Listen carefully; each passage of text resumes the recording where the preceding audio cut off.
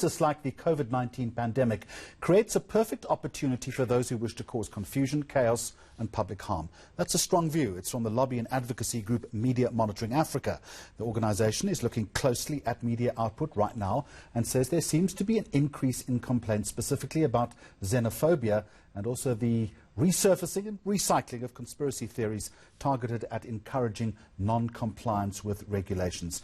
William Bird from MMA, good afternoon to you and welcome. Before we get to your research, explain to us why the climate right now is right for conspiracy. So I guess there are a number of reasons. The first is that we know that disinformation rises whenever there's heightened tensions and anxiety in a society. So before elections, if there's violence going on, if there's a threat of violence. And in South Africa, we have a perfect storm of just about all of these things. There's heightened anxiety because we're dealing with a pandemic. There's a lot of things we don't know about this pandemic and this virus. We're learning new things. Things are changing all the time.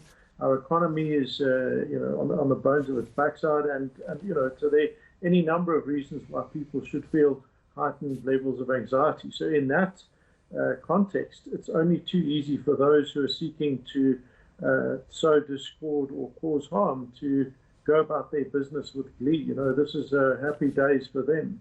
So how then does the media, and for that matter consumers, need to filter information during this aggravated time? Well, I think there are a number of things that people can and should be doing.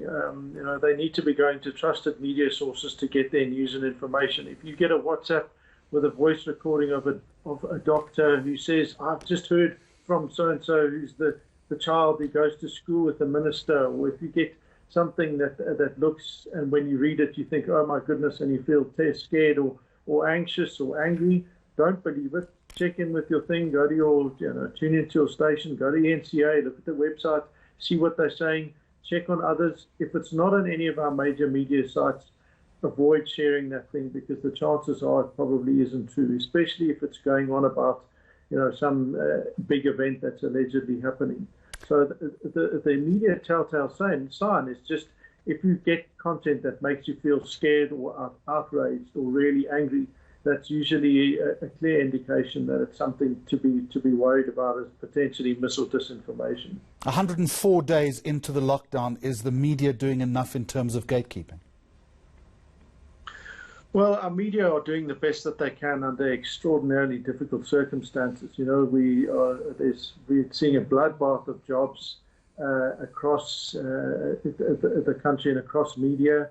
So we're getting fewer journalists expected to do more and more. I think that to the degree that they are trying to cover the pandemic, they're doing so. I think probably we should be doing more to unpack what's really happening with a number of cases.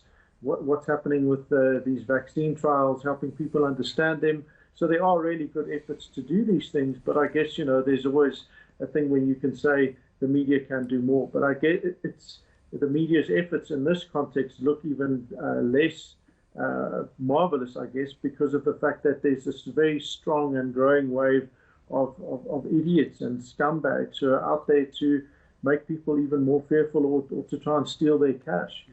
You've got scum preying on the most vulnerable to try and get them to give away their banking details. And the climate, I would imagine, is not helped when you look at the daily statements coming from the President of the United States.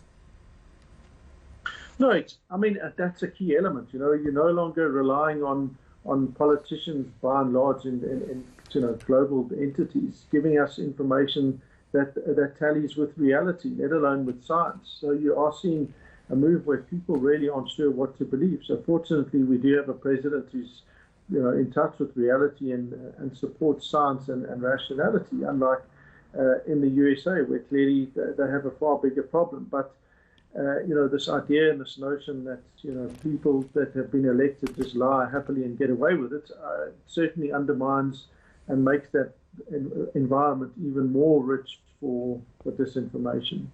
William Bird, Media Monitoring Africa, thank you.